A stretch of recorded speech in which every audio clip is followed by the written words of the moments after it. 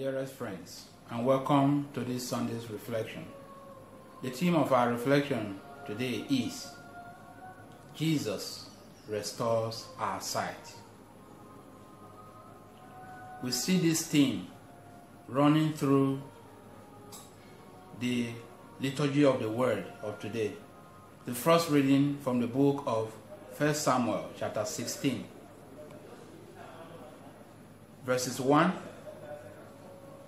and verses 6 to 7 and 10 to 13. And the second reading from the letter of St. Paul to the Ephesians, chapter 5, from verse 8 to 14. And the gospel of today, from the gospel of St. John, chapter 9, from verse 1 through to verse 41. And all these reflect the enlightenment that comes from the Lord. The hero of today's gospel is the man who was born blind. As Jesus was passing by, the disciple confronted him with this question.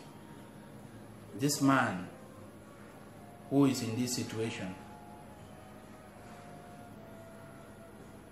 what put him in this situation was the question addressed to Jesus.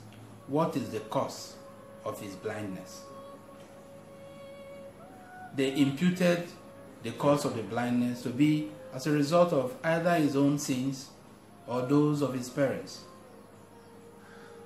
coming from the Old Testament background. When we read the book of Job, chapter 31, verse 3, Psalm 109, verses 17, the book of Tobit, chapter 3, verse 3, we discover that sickness was seen to be as a result of either personal sin or the sin of parents. Why Jesus refused to deny this principle, he went ahead to explain the reasons for this man's condition. But first of all, we need to look at that, the link between sin and sickness. It is possible for sin to degenerate into sickness. Today, in our world today, we see many people suffering from one addiction or the other. Addiction to pornography, masturbation, drugs, and all of that. It degenerates from sin to sickness. That is why sometimes such people need the assistance of psychologists or medical experts in order for them to be rehabilitated to the society. And so there is a link between sin and sickness.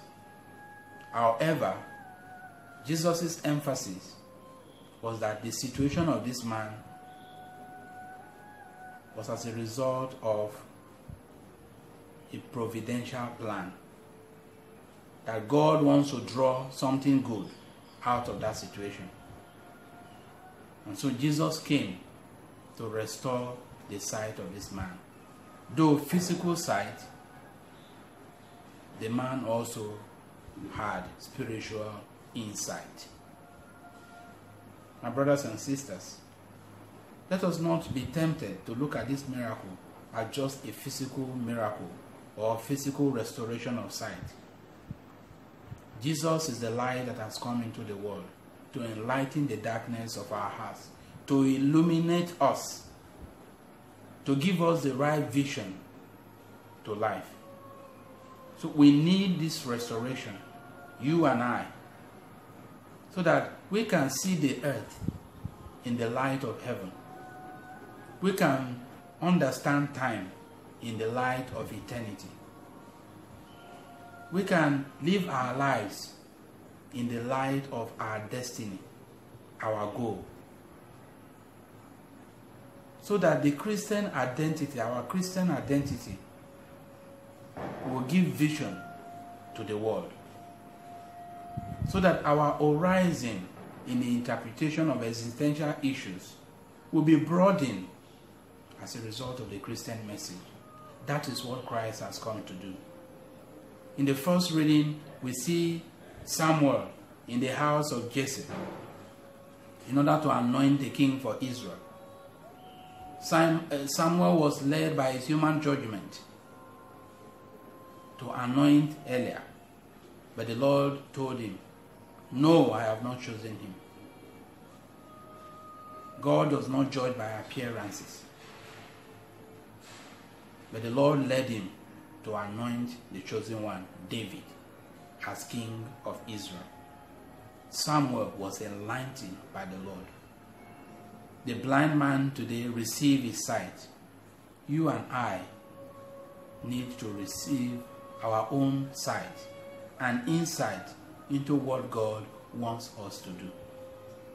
So today's liturgy of the word is inviting you and I to reflect more on our vision, our perception, our worldview.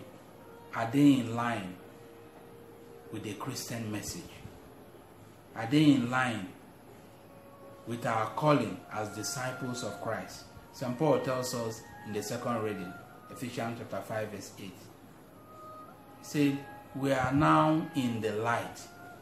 Let us live like men and women of light." We ask the Lord today to grant us the grace that He will enlighten the darkness of our hearts, illuminate and purify our intentions, so that in all we do, we may live our lives to the glory of God and to bring light to others around us. May the Lord bless His words in our hearts.